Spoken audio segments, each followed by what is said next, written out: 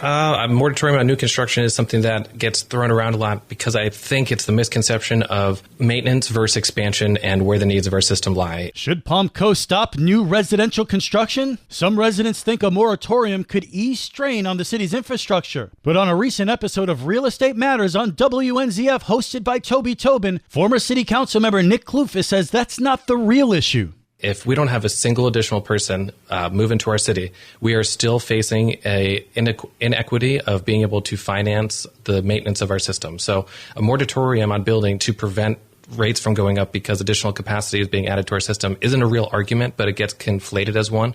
I'm not for a moratorium because the intended outcome of that is that, hey, we're not going to have to improve our infrastructure anymore, and that's not the case. It's not that we're additional expansion, it's the maintenance, which can't be paid by impact fees. Klufas believes that Palm Coast's infrastructure challenges stem from aging systems, not new development. He argues that halting construction wouldn't solve the problem, it would only drive up home prices. But at the same time, it's very easy for someone to see all this new construction and then be told, oh, we have a problem with our existing infrastructure, and then for them to put two and two together and say, oh, it must be the construction. But if you were to, figure it out, it's not. Real Estate Matters, hosted by Toby Tobin, airs every Saturday morning at 11 a.m. right here on WNZF. And you can watch Real Estate Matters on the Flagler Radio YouTube channel.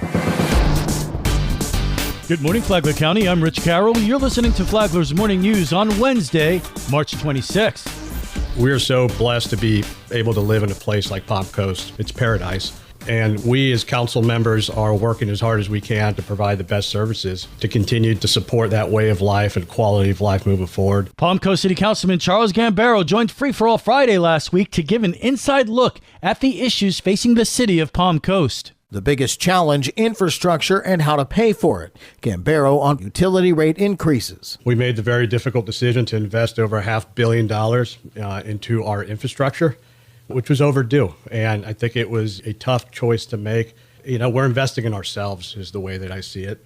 And for those companies that are interested in coming here, where there's companies that are out there recruiting, we're open for business. We can say with a straight face now that we've made the investment to be able to accommodate their capacity and requirement needs to bring in economic development, to bring in manufacturing jobs so that our citizens can work and live here. Gambaro explains why the council's action to raise water and sewer rates 31% over the next 3 years affirms that commitment. There's a lot of concern from company executives that I've engaged that are, hey, do you have the capacity, to support, our needs? Is the infrastructure there, and the answer was, well, we're working on it.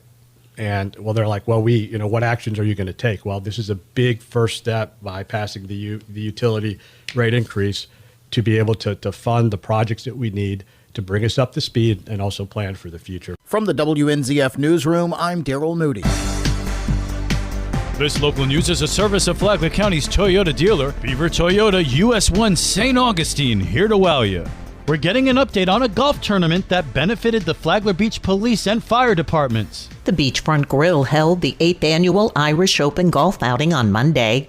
Jerry Harper, clubhouse manager at Grand Haven Golf Club. Golf tournaments are a great way of having fun and raising a lot of money. Great sponsorships were included. The players donate a ton of money as well by doing 50-50 tickets, doing the raffle tickets.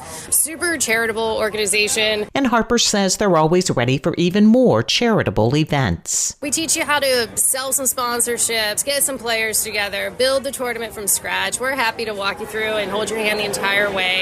We really try to make it as easy as possible on the tournament directors and make sure the players have as much fun as possible. Harper ends by recapping the success of the latest Beachfront Grill event. We were so happy to really sell out again this year, and this is actually at least his 6th year selling out. For Flagler's Local Morning News, I'm Karen Johnson.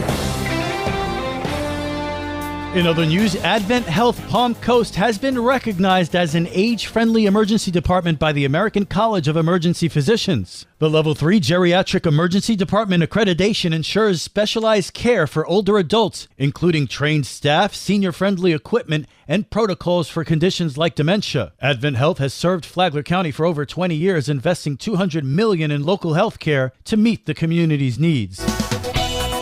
And now you're up to date on Flagler's Morning News. I'm Rich Carroll.